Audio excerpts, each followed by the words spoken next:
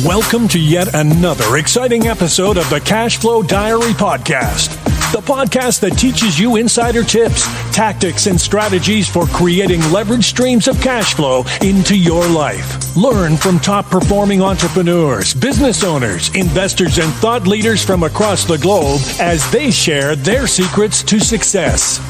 Like what you learn on this and other CashFlowDiary podcast episodes?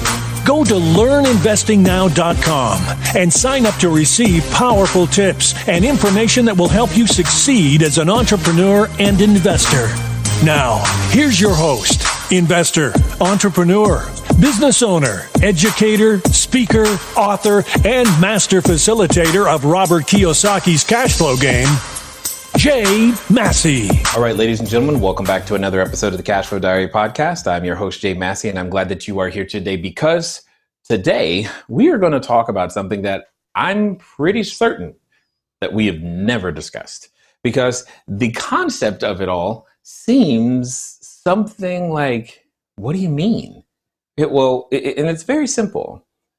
There's a difference between owning a business and being an entrepreneur. And that's what today's guest is going to enlighten you, me, and all of us on. And we're going to learn a distinction that probably was not present for any of us until now.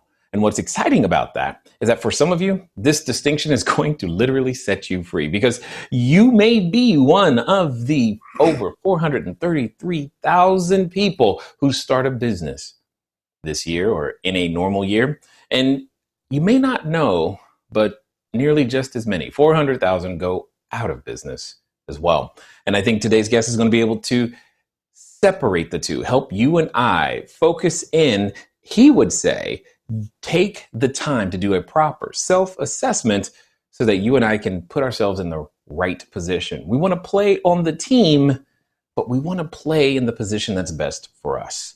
So I'm excited, and hopefully you are as well. I have with me today none other than Troy Underwood. Now, when we talk about individuals who've accomplished a lot, that's an understatement, because you may have the desire to also revolutionize an industry, because that is possible. That could be the thing that is motivating you. Maybe you want to, solve a problem of gigantic proportion. He's been called part technologist, part economist, and innovator, revolutionizing the motor vehicle industry as well, because of a simple idea, if you will, to have a title system, which is kind of interesting to me in and of itself. Sometimes the smallest things can become some of the biggest things, but then able to sell that idea as well. This is my point.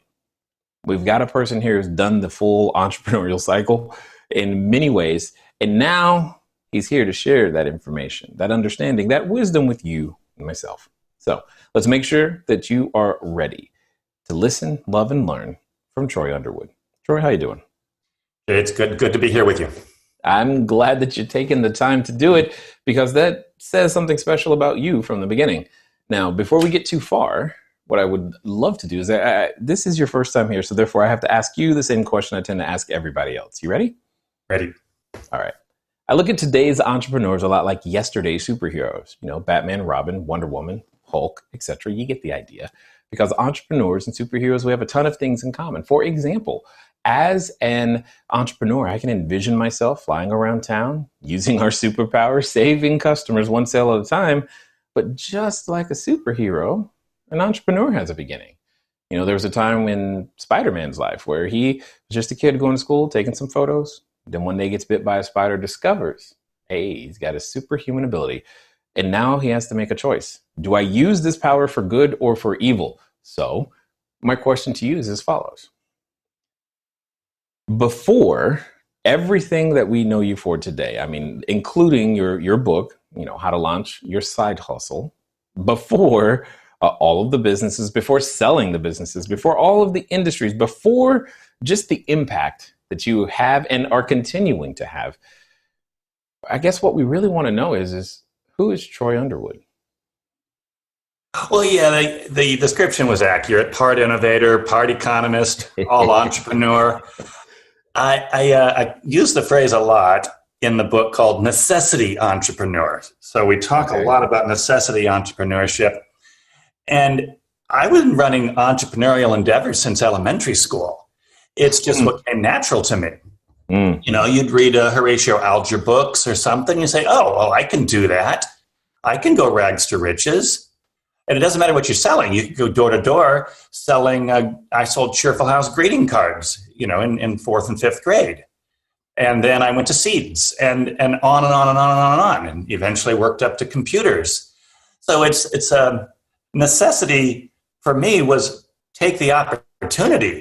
And when it's there, you have to be ready, Eagle Scout stuff, be prepared to jump on that opportunity, whether it's your studies or your mental, your financial. Don't let it stop you from achieving your dream.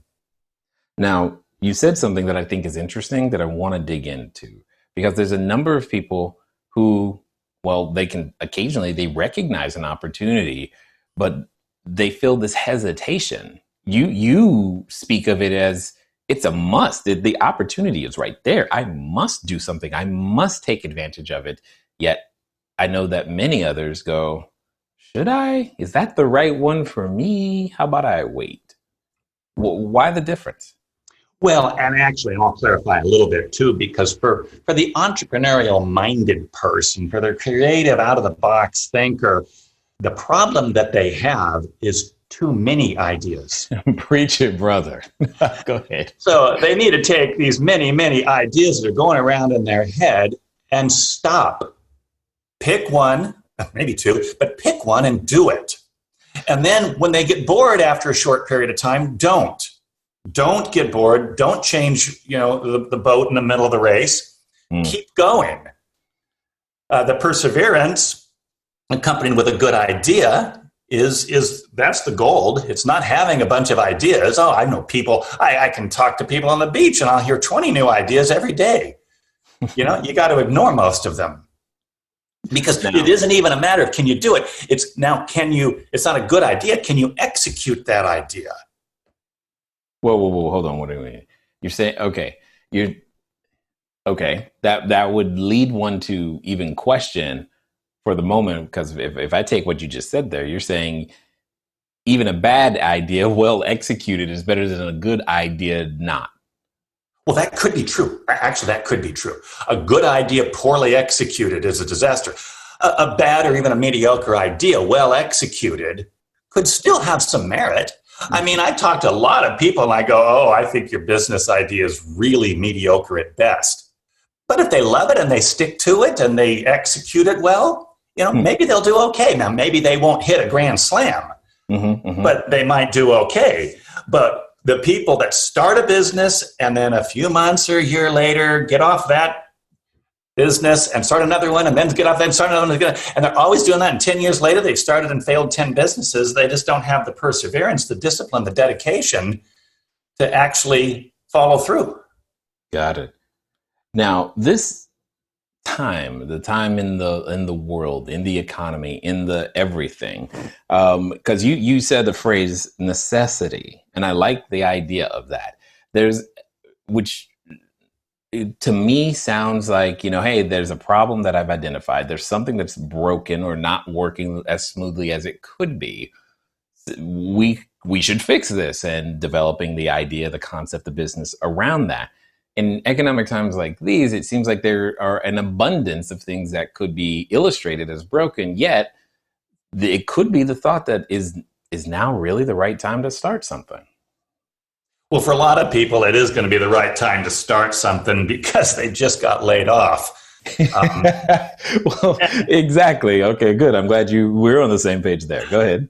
And if they've been thinking about it for a while and they have an idea, and maybe they got some severance or something, maybe everything else in their life is stable, maybe now's the right time to do that. So the planning of starting your own side hustle or entrepreneurial venture isn't an exact science. Sometimes you have to go with the lemons or the cards or what is life thrown at you, and play the cards you dealt. So, okay, I like the phrase exact science, because that's what I'm going to focus on for a second. Because I know that there's a number of people listening, number of people in the world where we can crave certainty. It's like, it's what we want. And so therefore, I just have to ask, for the person who's thinking about, well, how can I guarantee myself success? What would you say to them? Well, I'd say for anybody that craves that certainty, do not become an entrepreneur. Do not do that self-assessment. Ask yourself and be honest with yourself. Look in the mirror and ask yourself those tough questions. What am I going to do when I can't make payroll? What am I going to do when I've gone 3 or 4 or 5 months and haven't taken a paycheck home to my spouse? If you can't do that, don't be an entrepreneur. Now, you could separate that too from a business owner. A business owner and an entrepreneur can be very different. They can overlap, but they can be very different. Business owners, let's say you go down there and you buy a franchise, and the franchise is going to tell you what to do. That's why it's a franchise. They're going to give you the marketing plan. They're going to check your financials. You're going to pay them a percentage. They have a higher success rate. Franchisees have a higher success rate. If that's what you're into and you want to start your own business, again, very different than being an entrepreneur, go open a franchise. Pay that franchise fee, whatever it is. If you want to do Orange Theory or there's 1,000 of them. No. But if it doesn't have certainty, it has more certainty, but absolutely nothing has. I mean, we always say nothing's certain except death and taxes. So if that's the type of certainty you're looking for, A, you're just completely kidding yourself. And B, you should never be an entrepreneur. I wouldn't even recommend a person's looking for that level of certainty that they even open their own business. Go get your 8-to-5 job, keep it, maybe move to Allentown, Pennsylvania and become a miner. Oh, wait, they don't do that anymore. But, there's a spot for someone like that, and it's not an entrepreneurial endeavor. Okay, so with that as the thought process, who is cut out to be an entrepreneur? Creative thinkers, risk takers, and there's a different type of risk. So when we talk about risk takers, I think about this as an economist. And you have a lot of risk. The opportunity cost. You're taking a financial risk. Okay, we're all taking a financial risk. Somebody went out there, they sold their car, and they bought their franchise. But if they're following the rules set up by the franchisor, then they're have to be as creative a thinker as they would be if they opened their own shop and created their own entrepreneurial endeavor. Mm-hmm. And then the other types of risk, the risk of failure. So Howard Hughes, for example, a huge risk taker. That guy would fly airplanes.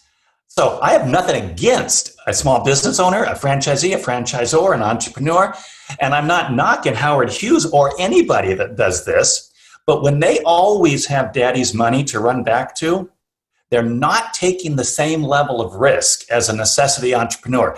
Necessity means you have to do this. Failure is not an option. You have to clothe and feed your children and your spouse and yourself, and it has to succeed. But at the same time, you can't give up your health, your family's health to do that. And I talk about that a lot in the book. This is the whole utility. Well, and okay, so here's what's going through my head, because when I hear you say you have to do this, I'm hearing a distinction. There's the person who has to do something because they need to eat and whatnot. And then there's the person who is called, can't, just really is cut out for, if I'm going to do anything, I have to do something where I've got the control and the creativity and the freedom to do the things that I see the marketplace needs. Which are you talking about, or is it a combination of both? Well, when I was talking about the necessity, it's you have to do this because you have to eat. And there's a big difference between you have to do it because you have to eat and have shelter and clothing, and you have to do it because that is your calling. I mean, maybe a missionary or somebody says, I have a calling, I have to go do this. I'm going to go help people on a mission. That's fantastic. But that's not a necessity entrepreneur. A necessity entrepreneur built their own entrepreneurial business. One, maybe they couldn't get a full-time job, or maybe they could, it just didn't satisfy their needs. And now that they're in this, they have to succeed at it. Failure is not an option. Got it.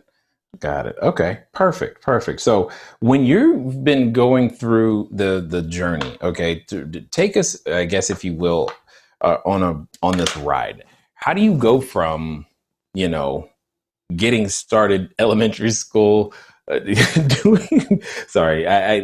been a common theme for many of the entrepreneurs on this show that they sold something in elementary school. They were always into some sort of thing like that. So I'm curious to know what your journey was like. Was it ever clear that you would, end up in the motor vehicle industry or any of the industries that you've managed to make a dent in? No, I was going to go to medical school, and what are you going to be when you're 12? Trying to be a doctor. 16, I want to be a doctor. So this all happened a little bit by accident.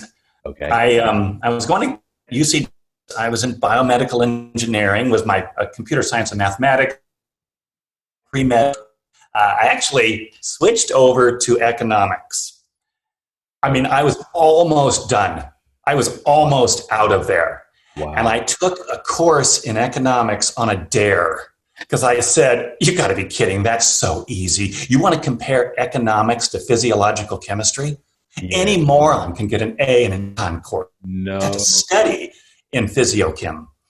And she said, I bet you can't get an A in an econ course. I was like, I can get an A in any econ course this university teaches. Oh, so I did and loved it. I loved it.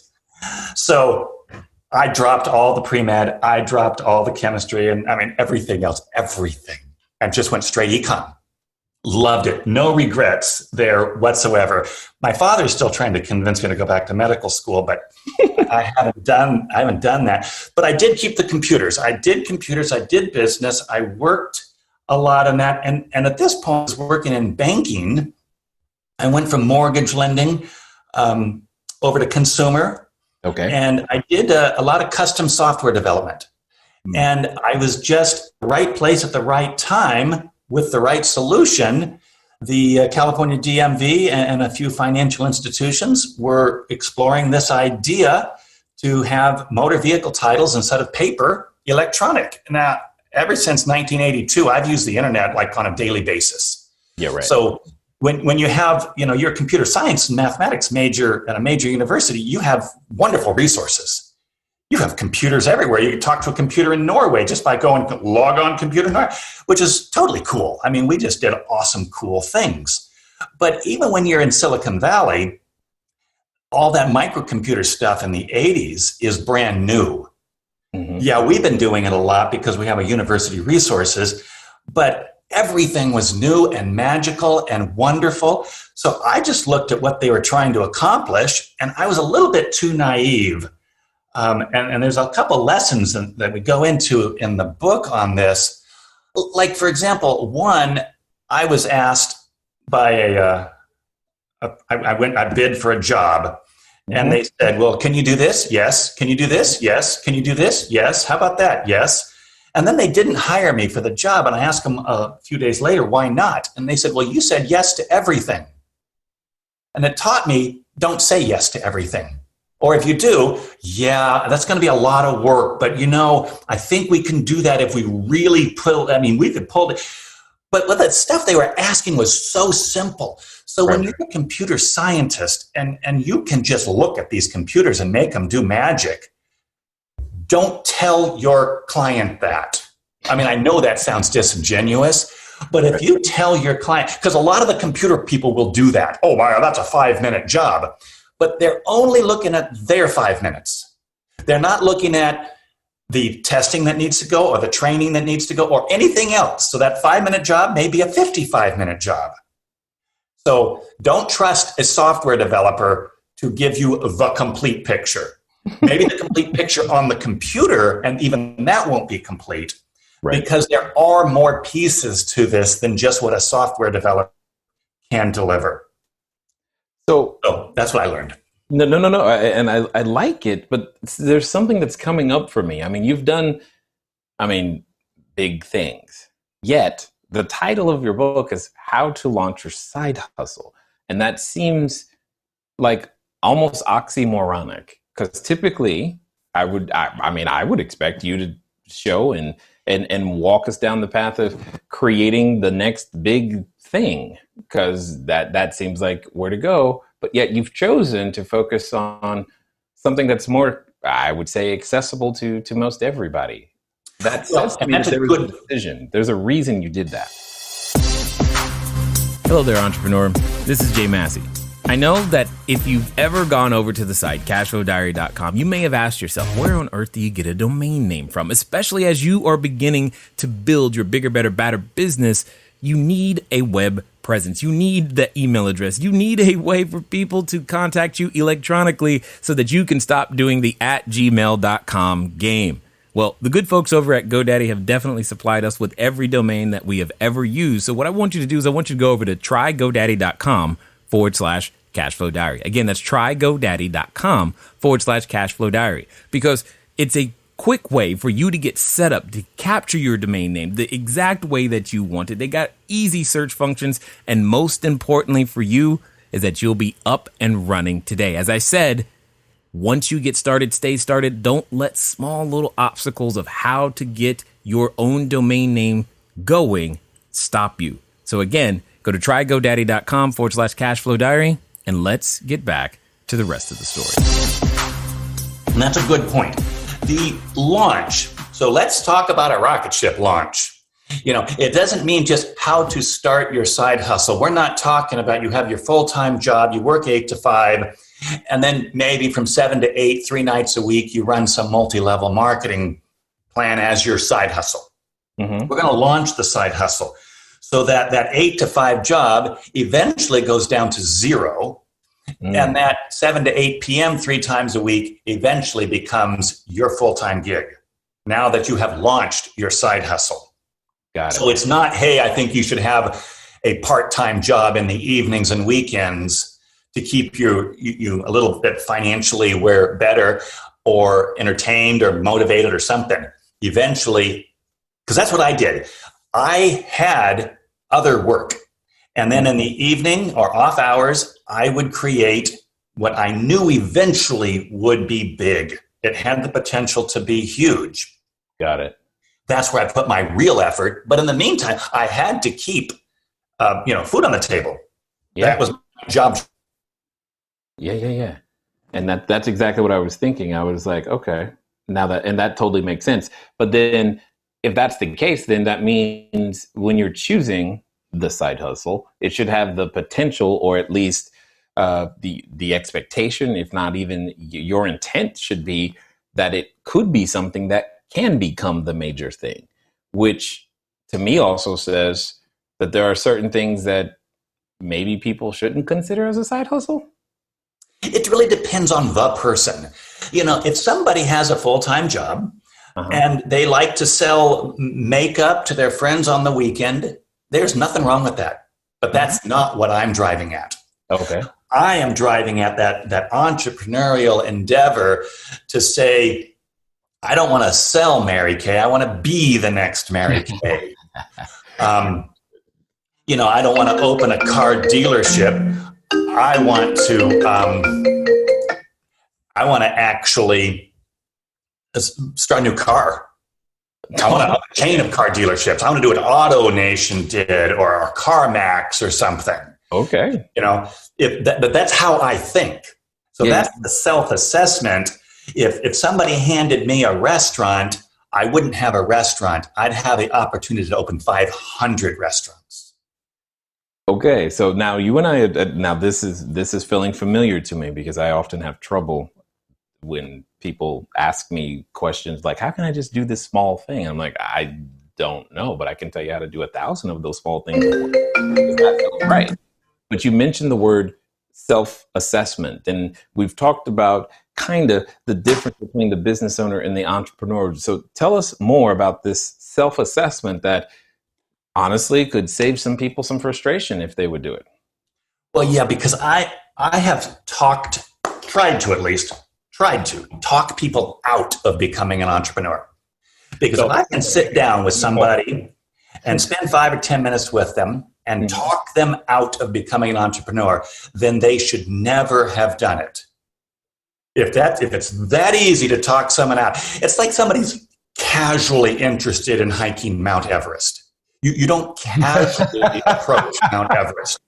You're either all in, or you look at pictures. That's it.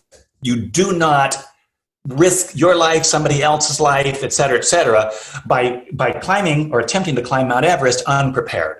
Mentally unprepared, physically unprepared. You need to be all in. So for an entrepreneur, the psychological assessment of it is just as important, maybe more important than the skills. Oh yeah, they went to college, they have a skill. They didn't go to college. You don't even go to college to do a lot of things. I was a software developer, but you don't have to actually go to college to be a software developer. You just have to buy a business card, and even that's optional. Just put up a shingle and says, Troy Underwood, software consultant.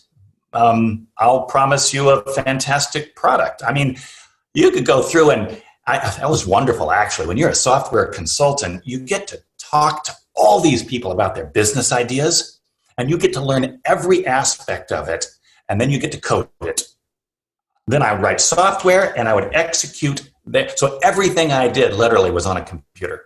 I could run a chiropractic office. I could run a real estate office. I could do, and I automated all these offices. And I learned their business to do it. Logistics at Sun Microsystems, IBM. I mean, we just did everything writing software for it. I wouldn't want to do maintenance coding. So you have to look at yourself and say, okay, even as a software developer, do I want to create new code? Do I want to be a computer analyst? Or do I want to code to spec? I'll tell you what I hated was coding to spec. It's almost like, okay, Troy, here is the spec. Don't think, just do it. Just code to spec. Somebody else, an analyst, wrote the spec. Because I was always a programmer analyst, except for this one project where I was told, and I said, well, what if it's wrong? You don't ask that. And I felt like I'm working in the Soviet Union. You don't ask that, just code to spec. Okay, I will code to spec. It was horrible because I'd go through and I'd ask 100 questions about everything. I really want to know every possible scenario because I have to account for it in the software. Right. So when you're coding to spec and there's been an analyst who didn't do his job as thoroughly as he could have, now you have to code to that. And then who are they going to blame when it doesn't work? Well, probably you, but maybe the analyst too. So I always liked the team approach. I'm a big fan of the team approach and the computer programmer analyst, both parts. I like it. So I'm curious, for those who have listened this far and are like intrigued and are like open to the idea of beginning their own side hustle and taking things deeper and finding out more about what you're up to, what's going to be the best way for them to track you down? Well, they can always go to my website, troyunderwood.com. From there, they can get a copy of the book, How to Launch Your Side Hustle. I think they should read it. It's actually a fairly quick read. Reading the book, yes, is important. It gives them a lot of ideas to think about. And, the way I did it, it's only one way. There's thousands of ways to do this. So don't read just my book. Read 4 or 5 or 10 or 20 books. But at some point, stop reading and start doing. So at some point, just say, you know what? I've got everything I need to get. Even if you think you're unprepared, you're probably just fine. Just go and make it happen. So that's really where you focused on. I like it. So as we wind down here, I have a question for you because there's a number of people who, they started the episode in one position, psychology-wise, if you will, and now they've moved down their journey. They maybe even gotten to the point where they go, you know what? He's right. I should do something. I can do. And they're at what I like to call the precipice of decision. It's that point at which, as a human, you're like, yeah, I should. But you also have a companion that comes in the form of a voice that reminds you of how it didn't work last time, how it might not work this time. And are you really sure you're the one? Is it that important to you? And for some people, they're even related to that voice. So the question is as follows. Let's pretend that that's exactly where they are, but this time they've decided it is going to be different. The line has been drawn. So they're going to do exactly what you say, and they're going to do so in the next 24 to 48 hours. What would you suggest that they do? Well, they have to be all in. I think they need to get their partner's buy-in. Sure. You know, if they do this without their spouse or their partner's buy-in, that's going to be really difficult, because there will be days that are going to be horrible. You know, nobody told me there'd be days like this. That's it. Matter of fact, I put a post up last week, listening to the Bee Gees, How Do You Mend a Broken Heart? You know, because no one ever told me about the pain or sorrow. Yes, you're going to make $1 million. Maybe you won't. Hey, maybe you'll make 10 million. But you're more likely to make negative 10 million or negative $1 million than you are to make 10 million. And you're more likely to alienate people and make more enemies, even within your family, than you are to make a whole bunch of friends. You're not going to have some entourage of people following you around just because you're now the CEO and you have 50 employees. Having employees has been called babysitting. It's very difficult, but you have to look at the employees, and part of it, we ran it like a family. Oh, that's just nonsense. I mean, it sounds great, but it's nonsense. The other thing that's nonsense is, I just want to do something I'm passionate about. Think when you do your self-assessment, think about what would a venture capitalist, if you ask somebody, hey, I want you to loan me a bunch of money, I want you to invest in my company, and you're going to walk up to them and say, because I'm passionate? Honestly, they don't care. They're going to politely just say, if we're interested, we'll call you. So that's the reality is it's a business. And it has to succeed as a business. And if you have family involved, now it becomes more than a business, and it adds to the potential upside and the downside. You may lose family, friends that you never expected to. It didn't work for my ex-wife at all. This was not her cup of tea. Anything like this that took risk, you know, it didn't work. She had not seen success. When I looked at it, my father was self-employed, my grandfather was self-employed, but her father didn't succeed. I mean, he didn't make money. He always had goals. He always talked. He read self-help books, and then he achieved absolutely nothing. So that's what she saw. And my ex-mother-in-law just vehemently hated the fact that I wasn't taking care of my kids. I'm like, they have clothes, they have food, they have health insurance, but the health insurance isn't free. And I said, well, if I make $10,000 a month and pay $200 a month for health insurance, that means I'm going to net $9,800 a month, right? Yes, but the health insurance isn't free. Well, what if I made $2,000 a month, but I got free health insurance? Which is better? The free health insurance. Obviously, to anybody who's ever done more than kindergarten level math, hope my ex-mother-in-law never listens to this, that's just insanely stupid. But that's her mindset. You can't argue with that mindset. So I wouldn't even try to, but that's one of the reasons that didn't work, because I could see, you give me a pile of manure and I'm going to find a pony. You know, you give her a pony and all she's going to do is see a potential pile of manure. It's a mindset that goes with that, about how well you can achieve what you can set out to do. And if you think you can do it, I'm not even going to ask what your IQ is. I don't care what your IQ is. You know, it helps if you're not, completely stupid. But that's not what stops people from achieving success. in an entrepreneurial or a business venture is their IQ. Exactly. So did that kind of answer? What's that? Did that kind of help you with a little bit of the personality assessment and the... Absolutely. Because I think what it comes down to is when we're afraid, any excuse will do, but also understanding the size of something. If something really small is small enough to stop you, then yeah, you probably shouldn't be. And I resonate and agree with that, because it takes a lot more than what you think often to get to where you want to go, because where you want to go is someplace that's great. It's someplace that's different. It's someplace that maybe no one in your family tree has ever experienced, and you may not necessarily have a model or a way to model, someone else all the time. But yet here you are, sir, just being able to share what it is that you know, giving us a plan, and indeed your book as well, which is why I just want to be one of the first to say thanks for taking the time to share your knowledge, your wisdom, as well as your insight here with us today at the CashFlow Diary. Well, thank you. Glad to do it. Glad to do it. All right, ladies and gentlemen, you know what time it is. It's time for you to move at the speed of instruction. Why? Because you know it's time to get started. In fact, you knew it was time to get started. That's why you chose to listen to this episode, because you're like, okay, it's time for me to get started, so let me start. And now, not only have you gotten started by listening to this, you know that the next step is to go grab a copy of the book and then read it and then do it. Very simple.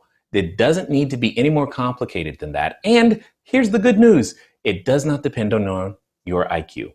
Yay! So that means it can happen. You can do it. Now, we're looking forward to seeing you make it happen. Ladies and gentlemen, it's been fun talking to you guys today. I look forward to talking to you soon. Until next time.